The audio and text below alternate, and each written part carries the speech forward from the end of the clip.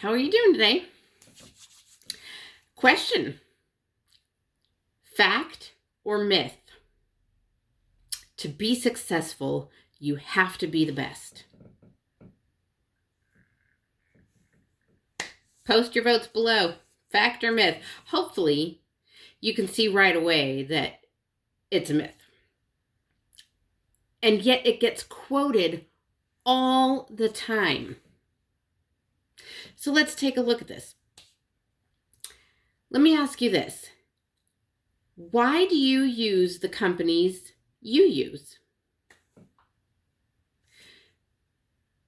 They have the products or service you want. Their hours are convenient. They have good customer service. They have the prices you want to pay. Sometimes it's because we like the people who own the business and we want to support them. You know, think about why you support the businesses you support.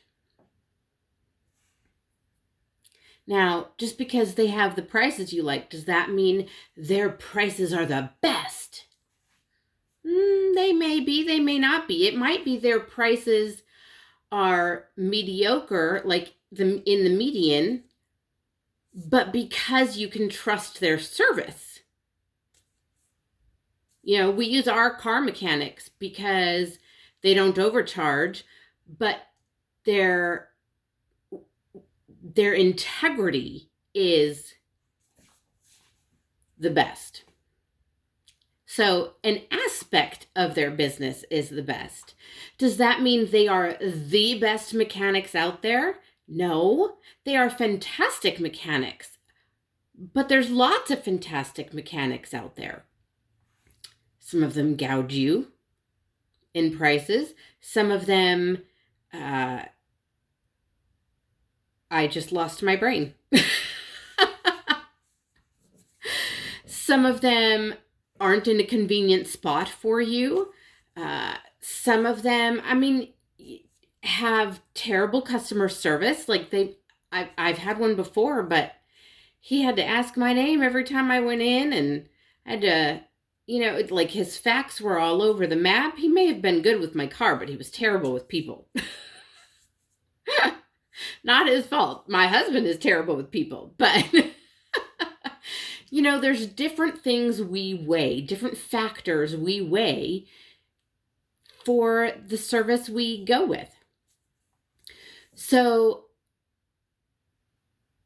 do you have to be the best at what you do in order to be successful? Absolutely not. Now, one thing my husband and I look for is competence. Are you competent in your job? Because if you aren't, I don't care if you're the nicest person under the sun. I don't care if you have the best prices. I don't care if you're the most convenient. If you aren't competent, see you later. But you can be competent and capable of doing your job well. And then what else? What else are you going to offer?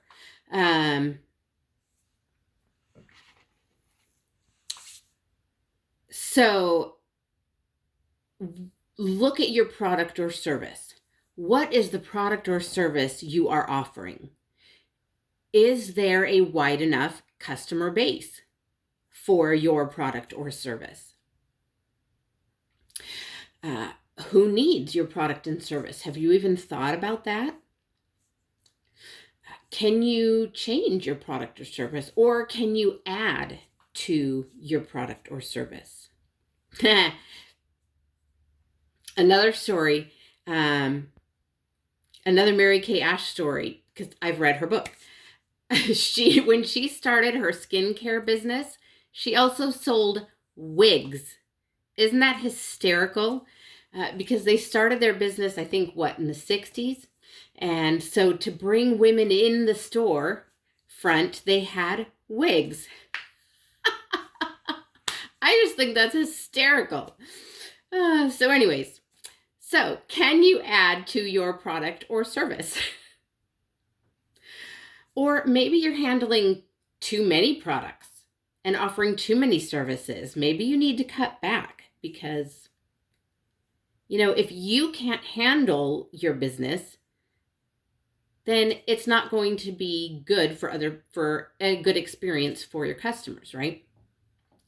What about your hours? Are your hours convenient? Yes, they absolutely need to be convenient for you because otherwise you can't do them. But are they convenient for your customers? Is there something you need to change up? How can you have better customer service? Can you be friendlier? Can you have pretty packaging for the products? Is your customer service flexible enough? Or have you set your policies and you're not going to move from them? Maybe it's good that you're not going to move from them. Don't be wishy-washy. I mean, you have to kind of juggle that a little, right? Some things, yes, you should be firm on. Some things, you can have the policies many times need to be there so that you have something to fall back on when you're just like, I don't even know what to do with this right now. I don't know how to deal with this. I can't answer your questions. So fall back on your policies. Voila. Or if you have one of those oh so fabulous customers, fall back on your policies. Sorry. And if they are gone, oh no, so be it. Are your prices competitive enough? Is your pricing set to attract customers and be friendly to your customers? But it also has to be livable for you, right? Are you making enough of a profit for the amount of business you bring in? These are all questions that you should be asking yourself. But does that mean in order to be successful, you have to be the best? What are your answers? I'm curious what your thoughts are. Because I would say that is a myth. There are certainly things that you can be great at in order to make your business attractive. But that doesn't mean you have to be the best. It's going to be a combination of all those questions that, or all those, not questions, but aspects that we drew up when we were asking the question, why do you use the businesses you use, right? They have the product services, they have convenient hours, they have the pricing you want to pay, they are convenient, all those kinds of aspects. There's going to be a myriad of different ways that those different aspects combine that attract people to your business. So, I would say to be successful, you have to be great or the best. The best, I would say myth. So, make sure to like this if this was helpful to you. Share it with someone who popped in your brain that needs to hear this. Make your comments below. I want to hear them. And don't forget to subscribe so you don't miss a beat. Talk to you later.